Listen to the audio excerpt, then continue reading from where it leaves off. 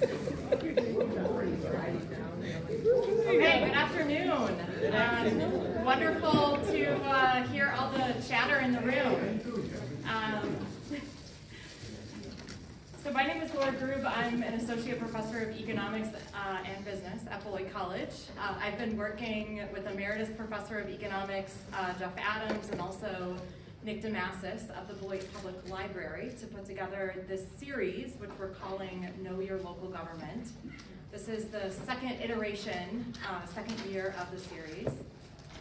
Our primary goal is to educate residents of Beloit, and dare I say, we make a normative claim that we really ought to take an active interest in local government. For this series, Know Your Local Government, we've invited representatives from really the 4 taxing jurisdictions, so that's how we got started. Eric Miller, who is here in the back row, began the series talking about finances in the city of Beloit. We then heard from Jim Nemeth with Blackhawk Tech. Sherry Oja was able to join us last month. And of course we have Jason Stein, who is the research director at Wisconsin Policy Forum, with us today. It's not on the board, so I'll ask all of you if you are interested. Our next speaker is 2 weeks from today, Wednesday, February 21st. Robert Shady, who I think is with us, yes, also in the back row, is going to be presenting on school finance, and he's with the school district of Beloit. So, yes, so we are here for Jason Stein. So again, Jason's the research director at the Wisconsin Policy Forum, and we've asked him to speak on K-12 education and how K-12 education is funded in the state of Wisconsin. If you're not familiar with the Wisconsin Policy Forum, I'd really encourage you to check out their website. They do tremendous research. Their mission is to conduct impartial public policy research and analysis to drive informed debate and effective decision-making in the state of Wisconsin. Jason has been with Wisconsin Policy Forum for about 5 years.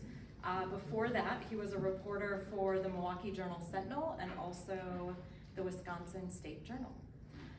So I think Jason's going to speak for maybe 35 minutes or so, and then we'll have plenty of time for questions.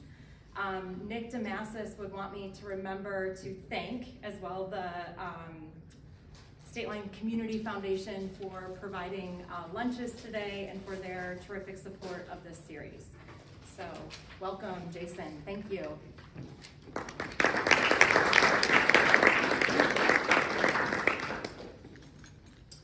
Well, thanks everybody for turning out. It's a good group here. Can everybody hear me all right? Excellent. Okay. Well, you can stop me at any time. Don't mind that a bit. And I like it better when there's a kind of just a give and take with the audience. A little bit about the Wisconsin Policy Forum. The point of this slide is that we're very, very old. We were created by the merger of 2 groups, the Wisconsin Taxpayers Alliance, which I know some of you, at least in the room, are familiar with, which was based in Madison, where I'm based, and then the Public Policy Forum of Milwaukee, which is where our larger office is. The Policy Forum was started in 1913, and the Taxpayers Alliance, which was the new organization, was starting during the Great Depression. So both organizations have really deep roots in the state.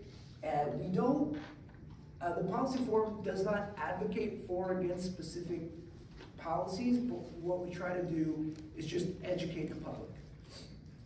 We have a broad membership of corporate members, nonprofits, local governments from around the state. We're always interested in bringing new people into the organization, especially from communities like Beloit that aren't as represented as Madison and Milwaukee are, so we're always love to hear from people that are interested in getting involved. I will start out, try and do this as quickly as I can so I can answer the questions you have about everything that I didn't explain very well. School funding in Wisconsin is very complex, and the bad news is every year it gets more complex rather than less. So it's as bad as it was when I started following school finance about 20 years ago, it's much worse now. It's much more complicated. So I am going to try and give you the 30,000-foot view of things, but we can go as far into the weeds as you like. The basics of how schools are funded are that they are primarily funded by the state with a very healthy local contribution and a modest but not insignificant federal contribution. The main federal aid comes in the form of IDA and Title I grants, which are for special education and low-income students. Also school lunch monies and things like that. State aid comes mainly in state general school aids, but then also in a variety of special categorical aids that are for special education, transportation, English as a second language, a whole plethora of individual items. It's important to know that whenever we're talking about school finance at a statewide level, we're talking about the averages. So the average is that there's more state involvement than local involvement, but in Madison, where I live, it's the opposite. There's more local funding for the school.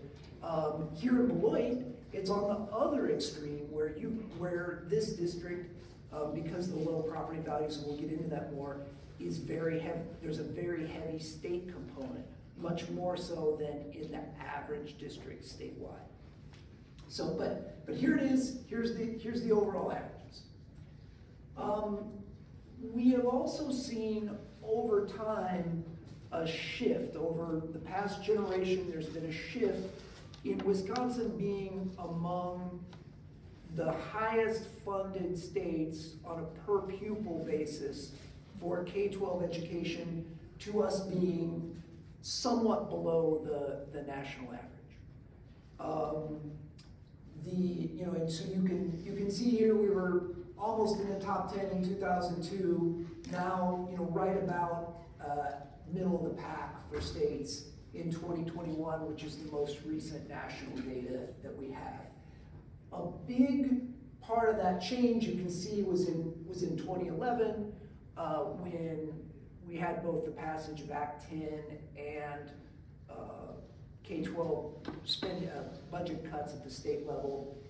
And the big difference in school spending was in benefits for school employees. So many of you will remember that when Act 10 passed, that legislation required state and local workers, including K-12 workers, or had the effect that K-12 workers started contributing more to their pension and healthcare benefits. So that more than anything else made the difference in us shifting from being in the upper tier of states to being about average, a little below average.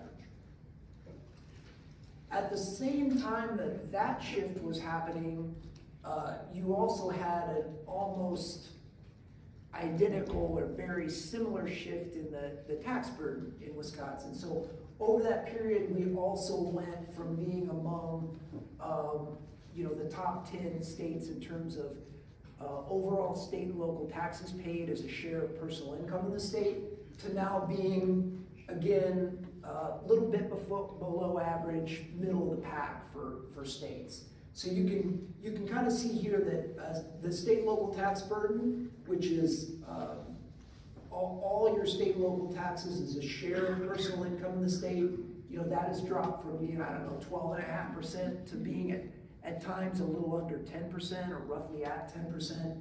And then the same thing has happened in terms of education spending in the state and local as a share of personal income. That has also dropped. So, again, why would those two things be related? I mean, the main reason would be that the biggest single thing that state and local government spends money on is K-12 education. So those two things are always, the level of spending that you have for your biggest public priority is always going to be related to what the tax level is. And we try and always point out, well, you know, like anything in public policy, there's trade-offs, and we try and be honest brokers for the public about what those trade-offs are, so that voters can make a decision about where they want the state to go. When you think about state and local school funding in Wisconsin, there's three main concepts to keep in mind for public schools.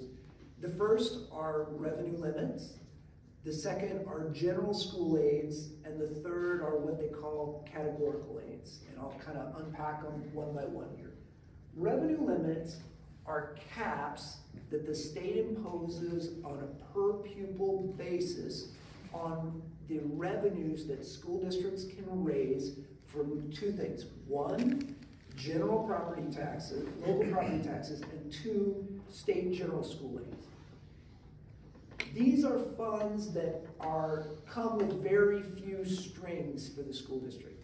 So in other words, the school board, and I think there are some school board members in attendance, the school board, the superintendent, they can set their priorities for how they want these funds to be spent, and there's not a lot of state law or federal rules that would prevent them from doing that. I mean, there's always rules, but they have the widest latitude to spend those. We'll get into it more later, but general school aids, kind of the same principle. This is money that coming with relatively few strings attached from the state to local government, to local schools. And then finally, there are the categorical aids for particular categories of students and programs. So again, I'll be special education, English as a second language, all the other, school lunch, all these things that are individual programs or groups of students that school districts are putting on, and there's going to be much more strings and rules attached to those. So because the revenue limit caps the combined amount of local property taxes and state general school aids, there's always a relationship between what happens with these two things. If a district gets, a cut in its state aid for a variety of reasons, and we'll talk later about how general school aids get distributed, even if the revenue limit stays the same, the school district would have that opportunity to raise property taxes under the limit, okay?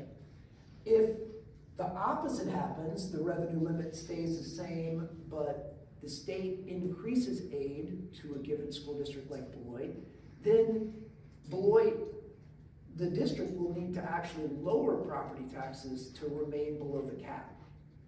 All right, and the one way outside of the cap is to go to referendum, which is something we'll talk about more in a second, but we're trying to take just baby steps here. On this chart here, you see two lines. The dark blue line is the percentage change each year in the revenue limit, and also, and we'll get to this later, another form of state aid that acts similar to the revenue limit, and is money that school districts can spend outside of the limit. And then the light blue line is just the change in inflation, just the percentage change each year in the consumer price index. And the main thing for you to see here is there's two periods where these, generally these two lines are pretty close to one another. And in fact, there was a linkage in state law between inflation and the revenue limits up until like 09-10.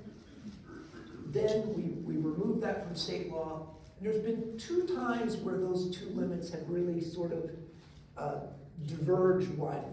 One was in 2012, when the state cut both school aids and the revenue limits as a way of solving its budget challenge at the time without raising property taxes or state taxes. And then the other has just been in recent years when inflation spiked. The difference between those two periods is in 2012, the passage of Act 10 and those changes to employee benefits that I mentioned earlier, that provided a relief valve or release valve for school district budgets and enabled them to sort of absorb the blow of that revenue limit dropping. There was nothing analogous to that happened when inflation spiked. So, in the last couple of years, we have seen, for all employers, including school districts, labor challenges. So we have separate research on our site looking at teacher turnover. Teacher turnover spiked in the kind of 22-23 timeframe. A lot of districts responded by increasing the wages of teachers. The problem that they had when they did that was they didn't really have a sustainable source of revenue to do that. Many of them did receive federal pandemic aid, which we'll talk about in a little bit. But the state actually, for 2 years running, froze revenue limits at 0%. So there was no change to revenue limits. And that at that same time, inflation spiked. So that has been a challenge for districts in recent years, and it's one reason why you've seen many of them go to referendum to exceed the caps. The good news is that inflation has come down, and the revenue limit in the current budget has been set at, for now, about 2.8 or 2.9%, something like that, increase on a per pupil basis. I think it's $325 on a per pupil. That would, we sort of project that will be enough in the 24-25 school year that school districts will actually, their revenues will be rising a little bit more than inflation. But the challenge will be for them that many districts, including Madison where I live, have not really caught up yet. I mean, Madison gave a, 8 or 10% wage increase to its teachers, 10 I think it was, yeah. They didn't really have a sustainable funding source for that. They have federal aid, but there's not, the budget is out of whack right now. So I think they haven't announced this publicly, but I think what they're gonna do is try and go to referendum to get their revenues and their costs back into line with one another. But not all communities are necessarily going to approve that, and I know there was a referendum here that failed, and we'll talk about that. Here you can see just what has happened in recent years in terms of school referendum.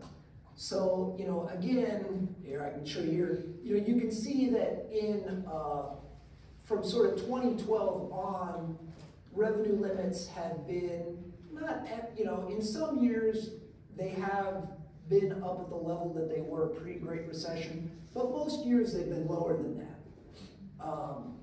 And so over time, that has sort of built up for districts, and you're seeing more and more of them go to referendum to increase their local property tax and increase their budget.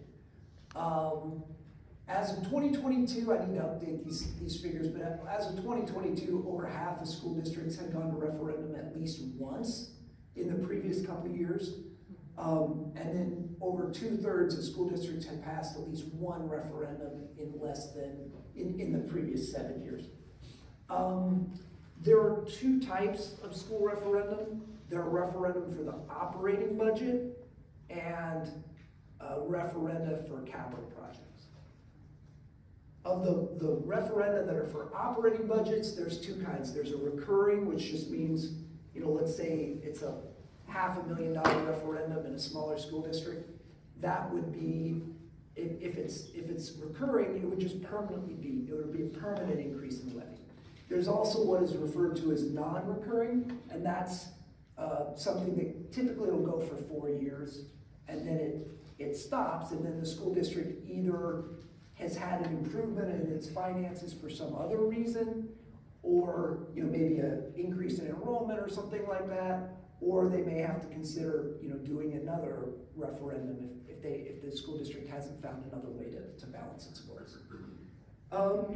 Beloit, at least in my review of the state data, has never passed a referendum. Revenue limits were put in place in the 93-94 school year, and there's not been a referendum that I could find that's passed since then. Operating referendum, excuse me. There was a capital referendum that passed in 2012, but I think you guys rejected, the voters rejected both an operating and a capital one last year. Is that right? Here you can see the blue line is referenda to issue debt, which at times in some of your school years have exceeded $1 billion and even once $2 billion. And then use the gray line and the orange line are operating referenda. The orange is the non-recurring or the not permanent kind, and then the smaller kind is the recurring or permanent line. That great big spike in the orange line is when Racine did like $1 billion referendum a few years back. Now, it was like over, I think, a 30-year period. It was a non-recurring referendum, but it was over a 30-year period. So it's kind of like, for those of us, it might as well be permanent. I mean, anything in this life, 30 years is a long time. So that, looks bigger than it is because it's wrapping together a 30-year time frame. It's kind of hard to show this stuff on a chart. But, the bottom line here is since 2016, referenda have been quite common. They were not as common in 2023. They sort of backed down a little bit. We'll see what happens in this year, 2024. There's always more in an even numbered year because you got 2 elections, you got the spring and the fall. So there's all in the odd numbered years, there's always going to be fewer of them just by definition. So here's sort of an important caveat to everything that I've been talking about, and that is federal pandemic aid. There was more than $2 billion that was approved in 3 rounds of major pandemic relief legislation, 2 measures that were signed by President Trump, and then the biggest, but that were big, but then both of them were big, but then an even bigger measure, the American Rescue Plan Act, that was signed by President Biden. You can sort of see here those lines. The ESSER 3 money, or the money from the American Rescue Plan Act, that goes through, it's got to be spent or obligated by September 30th of 2024. So some districts may go a little bit beyond that, but we're getting close to the time period where districts will have spent all of that money, and certainly some districts have already done so. My calculation, and please, people who know the school district better than I do, correct me if I'm wrong, is that Beloit received, a little over $30 million, and that would have worked out to more than $5,000 per student. So it's a significant sum of money. In particular, districts that have high numbers of low-income students received more under these proposals. So, and there were also certain minimum amounts that each district received. So the districts that tended to receive a lot on a per pupil basis were low-income districts and small rural districts that if you take their minimum amount and spread it over their small number of students, it was actually a pretty significant amount. So those were the 2 types of districts that tended to receive the most. I mean, one challenge with this money, though, is that districts, and one of the things that we suggested to districts is we don't make a lot of real recommendations, and we only do it with great fear and trembling, but one thing we did say was, districts needed to be as strategic as possible in spending the funds. We understood that in some cases they might need to plug some of that into their operating budget, but then that sets them up for a challenge in 24-25 when the money is gone. And again, there are some districts that are in that position. I mean, you know, Madison is in that position, for example. I'm trying to remember the amount. I think it might be like $8 to $10 million in that range. Okay, maybe a little more, maybe like 12, something like that. They plug some of that, some of those funds into their operating budget, and that puts them in a difficult position for, you know, for the next year. And that's, you know, one reason why I would expect that they will go to referendum in November. We'll see. Here's just a look, and we won't linger on these slides because frankly they're a little bit dated from research we did, but in the first round of pandemic relief funding, you tended to see spending on, you know, educational technology, response to COVID, things that districts needed to do to deal with the world of virtual schooling and, you know, having, you know, the kind of supplies they needed, you know, PPE and things like that. In later rounds, you started to see other types of use of the money to, you know, try and address challenges that arose, you know, with education because of the virtual schooling, things like that. So just to kind of quickly sort of walk through this, again, the districts received a large amount of federal relief funds. That was one reason why legislators chose to freeze revenue limits in the 21-23 budget. Inflation went way up, got out of whack with revenue limits. In the current 23-25 budget, the revenue limit's going up like $325 per pupil, and in theory, it's that in perpetuity. We'll see. So districts, I think, starting in 25 might start to catch up somewhat if inflation remains more modest, but you know they still have a long ways to go, and you know have to think about how they deal with that. So now we have sort of reached the actual Beloit specific part of our little program here. Here's obviously one big challenge that the district has, and that is a decline in enrollment. Declining enrollment is the norm across the state. All districts are facing that, and it has been, it was intensified during COVID because you had some outflow of students, particularly to the homeschooling environment, and to a lesser extent, private state-funded voucher schools, other options like that. For Beloit, I think it's about a couple thousand students, so you know the district is going from around 7,000 to a little over 5,000 today. This is just a headcount enrollment, so this is not actually the form of enrollment that is used for revenue limits, which is a little bit different calculation that lags a little bit. But you know, the bottom line is, although there can be a lag within the state formulas, eventually this enrollment loss catches up with the district in terms of it lowers the revenue limit. It affects state aid, you know, any form of state aid that's tied to a per pupil measure.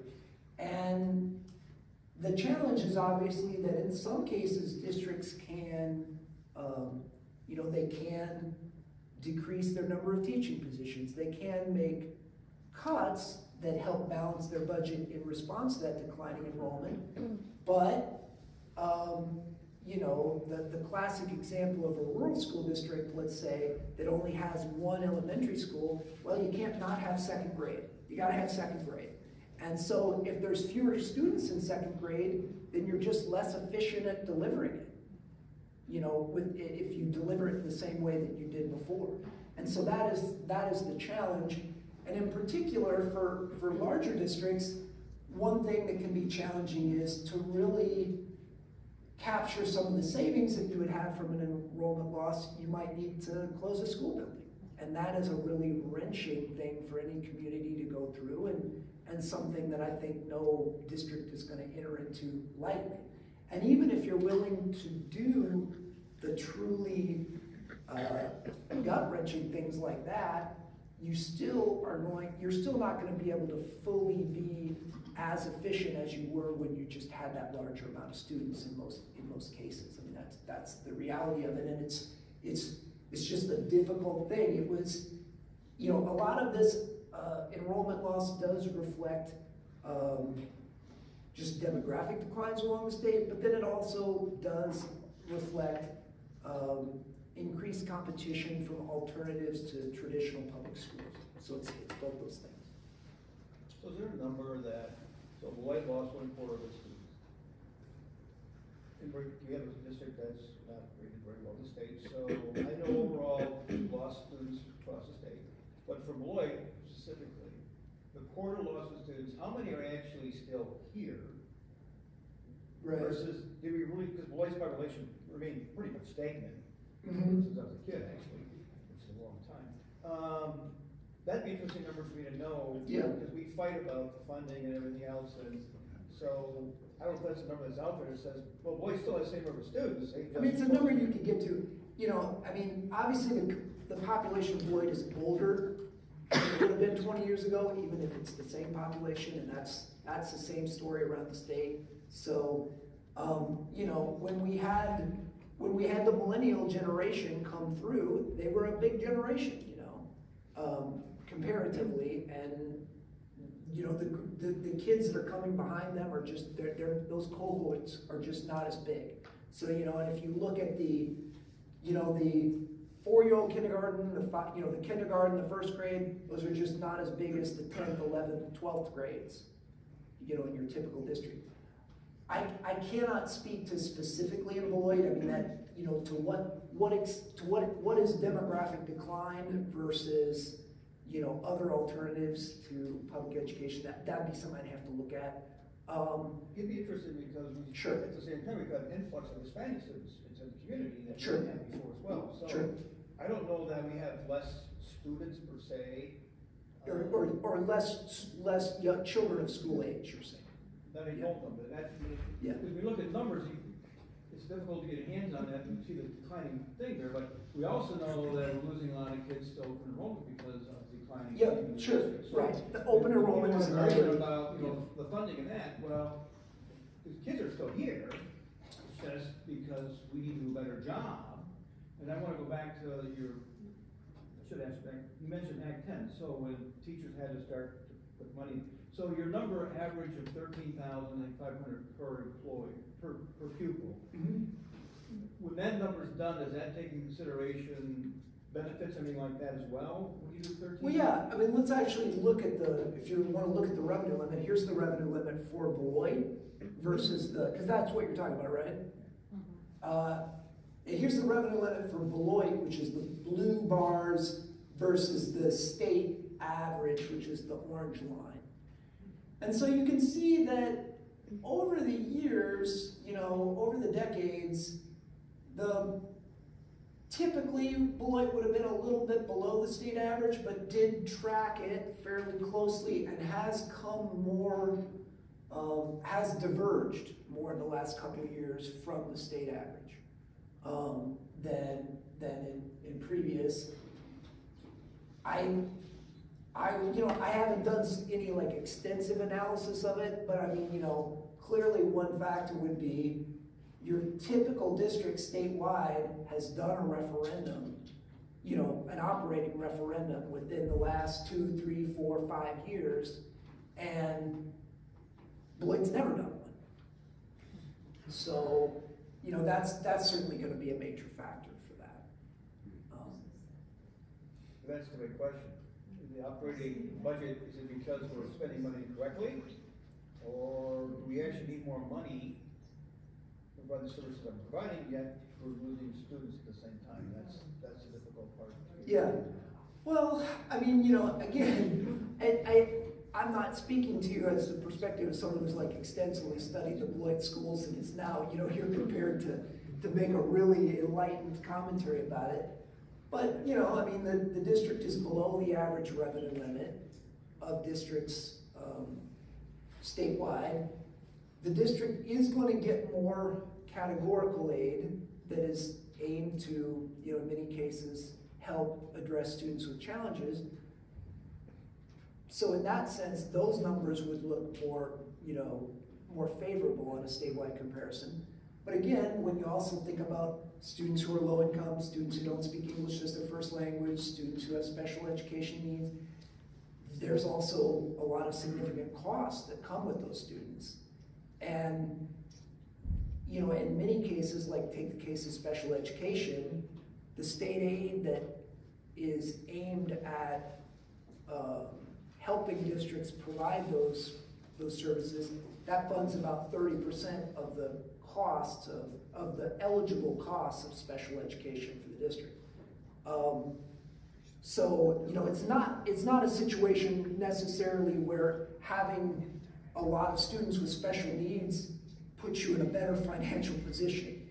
In reality, you're probably have more costs associated with that than, and that it may actually need to take money that would otherwise go to, you know, traditional classrooms for those specific services. So, again, we typically, a decision about what is the right amount of funding for the Beloit schools, for me, is a decision for the Beloit voters. But I mean, this would be the context that I could offer for people in making that decision. Who's determining that revenue limit at the state?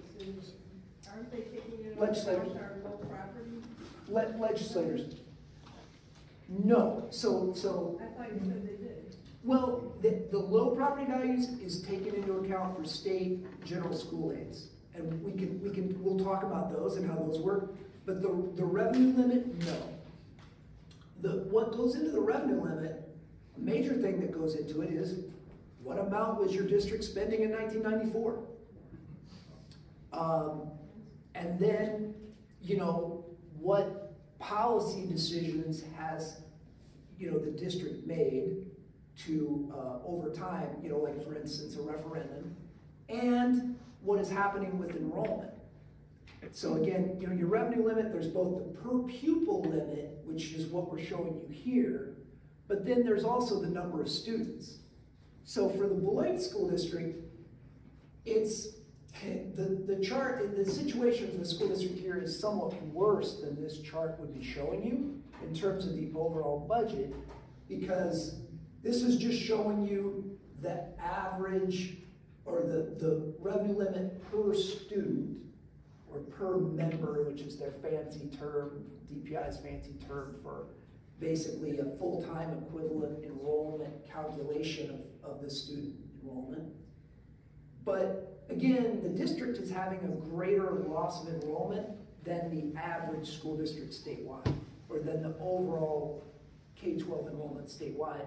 So that actually makes the situation worse. I think I'm doing a bad job explaining that. Does that get it across? Go ahead. Well, yeah, but that was my other question. Where do we rank in terms of, you said every public district is losing students. Where does Beloit rank in that level? I'd have to do that ranking. I haven't done that, but the enrollment loss here is clearly worse than the state average. Yes. Do you want to talk a little bit about the general aid Yeah, population? yeah. And then we have just a few minutes. And Yeah. I guess I gotta keep moving here. I'm sorry. Here's just real quick. Here's comparing Beloit to 9 other large districts around the state. The orange line is the state average for revenue limits, and then here's the revenue limit per student for these various districts statewide. So you can see that Beloit is in the middle of the pack, maybe, but you know, all the districts to the right are somewhat lower than the districts to the left. You know, we already sort of mostly went through this in terms of the revenue limits. Here's a look at state aid. So state general school aids, mainly a form of general school aids called equalization aid, it is based on several factors. The number of students you have in your district, the shared cost of a district, which is essentially a type of eligible spending, the equalized property value in the district. I mean, those are the three factors that really determine what your state general school aids are going to be. One thing about this formula is because Beloit is a low property value district, Beloit would actually receive more state aid as it spends more. So if you did a referendum, you know, if that referendum had passed in 2023 and it increased the spending in this year, it would actually then in the following year, the district would receive additional state aid that would sort of lower the total cost of that. For Madison, where I live, it's the opposite. So for Madison, typically it's going to be the opposite, where if Madison does a referendum, they'll actually then in the following year, you know, lose state aid. So, you know, one thing that I think any community should take into account or any school board should take into account is, you know, as they think about, you know, some of these issues is, you know, if you go to referendum, you do that sort of thing, what effect does that have in the second year to your state aid numbers? That's always, it's a really complicated thing. Probably, I would guess many people are not fully following what I'm saying there. I'm probably not doing the best job of explaining it. But the point is that this is, you know, school funding in Wisconsin is a Rube Goldberg machine. It's very complex. And what you do today will affect you in complex ways down the road. And I think it's wise to at least think about that. Last thing I'll say, you know, just to give you an example of how different Beloit is from that state average, you know, the revenue limit in 2023 was almost entirely funded by state aid, which I was somewhat surprised at the extent of that. The statewide average would be something like 55%. So that's a different situation. So I want to leave time for questions here, but at least hopefully maybe we started. You know, we broke ground a little bit on helping to better explain and understand this topic. Yeah. I don't want to speak ill of anybody who was in the legislature in '94. But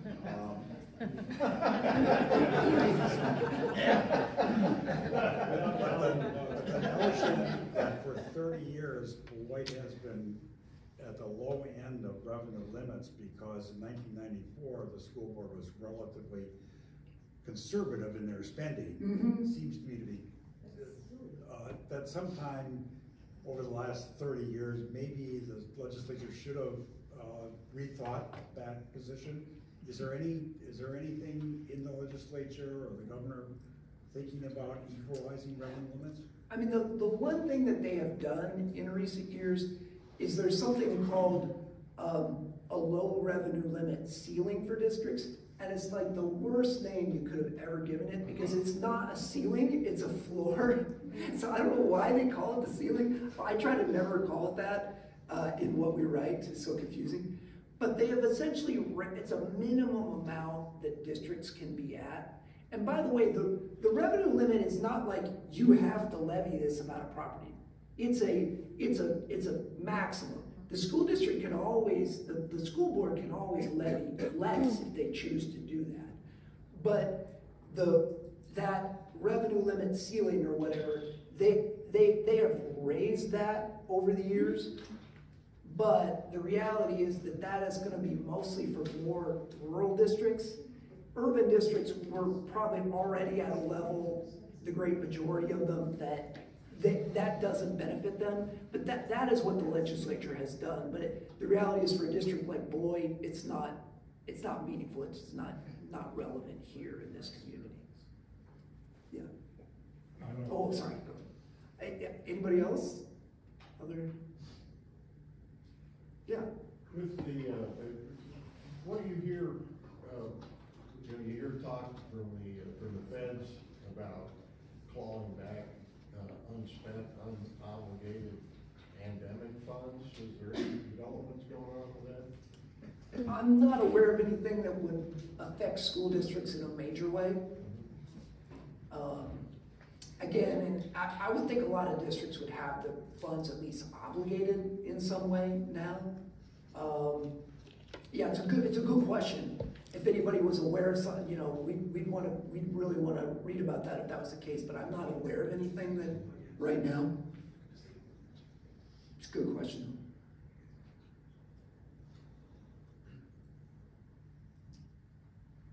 I just explained it. It's just like totally, it's just like sunk in. I don't know, back to about low revenue limit ceiling. In the local community, that's been very significant because the biggest change was in the last year when it went to 11,000. Yeah, right. So that was huge. So Beloit was at 10. So when you're talking 325 per student, Beloit was able to go 1,000 per student. Beloit Turner was at 10,1,1. So instead of 325 student, we went 890 per student. So for the two local districts, It actually was big pretty. deal. Yeah, okay. Yeah, big deal. Yeah. I'll add to that too, but historically though, the change in low revenue ceiling has been almost identical to the change in the per pupil amount Right. itself. So we're getting So there. even though the low revenue ceiling moved in tandem, everyone stayed at the ceiling. Right. They couldn't ever Right, say that- whereas now it's actually been a little bit more than that. Yeah, Yes. yeah.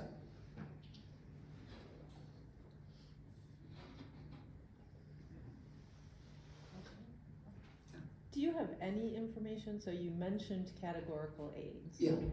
Do you have any information about, even as a percentage, how much categorical aids add to per pupil spending at the state level? Because it's not an insignificant amount of money. I have, we have done that. I'm trying to speak to those numbers in a way. I mean, it's a significant amount. It's going to vary by district a lot, but it's a significant amount. I think I tend to focus on the revenue limit just from the standpoint that I think sometimes people point to districts that have significant, they'll have, a district that might have an additional $3,000 per pupil, let's say, in categoricals, and people will look at that and say, oh, this actually puts them in a better position. I think sometimes that can be somewhat misleading from the standpoint that it may actually reflect, I think in many cases does reflect a district that has students that are actually on net more costly to serve than, and I don't like to talk about it that way because then it makes the student sound like there's some liability or something, which is not how we want them to be seen. But just looking at it purely from the standpoint of the budget, if there was a district that did not have a lot of students, let's say with special education, and then that number rose a lot, after accounting for the additional state aid, would the district have a better budget situation? Probably not. Because of just, if they're serving the students because they have under state and federal law an obligation to serve that student's needs. And, again, the state aid right now of eligible costs, special education aid covers about like 30%, which is actually better than it was. It was like, I don't know, 25 or something like that. And then you have some additional federal funds, but then that still leaves you well short of what those additional. Jason, does the policy forum have any data tools where people could kind of look up Yes, information? great question. Great question. So everything that I showed you pretty much comes from published research that we have done and that you can find for free on our website. And we have something called the School Data Tool, which the Taxpayers Alliance used to have like a school fact book, and this provides a lot of the same information in an interactive form. So you can go there, you can look in the drop-down menus for Beloit, and then you can also, create these kinds of comparisons, like this one where you can see how Beloit compares on a variety of metrics to other districts that you could choose either because they're similar size or they're in the geographic area or what have you. A lot of times people want to see the in the athletic conference. That's the school districts that they wanna compare. But it's up to you. Yes. Can you go back to that last screen you had there, please? Which one? This one? Yes. Yeah. The bottom one there, just help people like me who are trying to learn. Yes, sir. What are the options available under the district plan? Yeah, I mean, it's a good question. You know, kind of doing nothing and trying to muddle along is always an option in any policy debate. I think, you know, one challenge will be, it will be harder to retain teachers of the same quality over time. It may be, you know, there's certainly going to be programming that's going to fall away. You know, the option that, you know, probably most districts have pursued is a referendum. You know, in addition to that, there's always the option of right-sizing the workforce to meet what the enrollment is. To a certain degree, at a certain point, you also have to then look at the locations that the district has, and you are seeing districts around the state do that. Again, that's not something. What do you mean by that, please? Well, and again, I want to be clear that I'm not prescribing this to Beloit, but I'm saying if you say, what is the range of options that districts have looked at around the state, you know, they've looked at referendum. A lot of districts have decreased their workforce. Just, you know, like Madison, for example, has had a significant decrease in the number of teachers as their number of students has fallen. A lot of districts have also just had positions that they've not filled, you know, for a period of time. You know, MPS, Milwaukee Public Schools, have a ton of unfilled positions. And now at a certain point, groups like ours are saying, we're saying, well, are these positions, what is the long-term plan here? I mean, that's been a huge part of how they balance their budgets. But then it's, you know, we're asking, well, is your permanent plan to not have these staff going forward? Or if your plan is to hire them, and you're able to do that, how will you pay them? Another thing that districts, you know, while Wauwatosa is one, I mean, there's been others around the state, I looked at is actually closing a school building or closing a location. You know, at a certain point, that is another tool that districts have turned to. It's, again, it's something that you don't say lightly to a community because it's not something that any parent wants to hear about their school. Yeah, go ahead. Do you think that, you know, the recent opening of, you know, charter schools here in Beloit, like the Lincoln Academy, do you think that could expedite some of the results that you were talking about, and what effects do you think that will have on funding? Anybody who's more familiar with the local district is welcome to chime in here. So I can't speak to a lot of that locally, but I mean, just statewide, there's been an impact to, you know, vouchers and charters, both. You know, there's both those chartered by the district as well as, you know, independent district. And open enrollment has been another thing that, so, you know, another thing that districts can do is try to compete better for the students that are there. I mean, there is, demographic decline is real, so there's going to be, on the whole, there's going to be fewer students for everybody.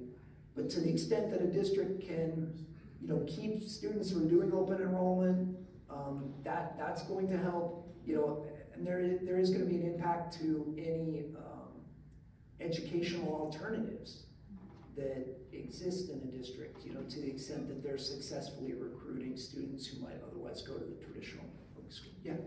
Jason, excuse my ignorance, but I want to go back on something I thought I heard you say about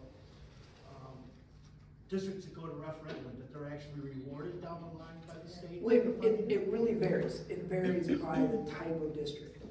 So we're in the middle of a referendum in this district for this April. Yeah, and I've not looked at this extensively, but just given what the property value per member is here, my expectation would be that, you know, if a referendum passes and in year one, property taxes are higher and revenue and spending is higher than it otherwise would be, that in year two, there would would be a benefit in terms of equalization aid being higher than it otherwise would have been.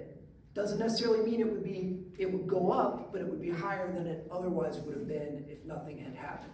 Madison, it's typically the opposite. It's complicated. It doesn't always work that way, but typically, yeah, go ahead. Just to provide additional context to that, that's all within the auspices of the revenue limit itself. So even if there was an improvement in a position, the limit would not change. It would still follow the same trajectory. Yeah. You might see a similar situation where your A position almost funded your entire revenue limit, but you would not exceed it based on your new spending threshold and looking back here. And another thing that people need to understand too is whenever we talk about this like a referendum, the impact is always over what otherwise would have happened. So in other words, you may do, I mean, you might do in a community like this, you might do a $750,000 referendum or something, and then it might actually lead the levy to be what it otherwise would have been, or the levy stays flat instead of falls. Because you're always thinking about what is the trajectory that your property tax levy would have been on, and it may be because of declining enrollment, it may be on an increasing state aid, it might be on a declining trajectory, and then you do a referendum, and then the new trajectory is it's flat, or it's modestly climbing.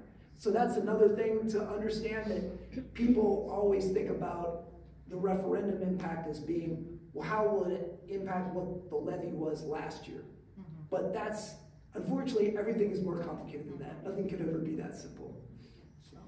Great. Well, thank you so much, Jason. Yeah, no. Please join me in thanking Jason for joining us today. So this is great context on kind of state of Wisconsin funding for K-12 education. And I want to remind you, again, in 2 weeks, on Wednesday, February 21st, Robert Chady will be here talking about finances, Beloit School District, and then the following month, on Wednesday, March 20th, Brad Bowl, who's in the back row, thank you, Brad, will be joining to talk. So he's the finance director at Beloit Turner. So we will be hearing more of these kind of local perspectives now with the statewide context. So thank you again, Jason. Thank you, everyone. Thank you.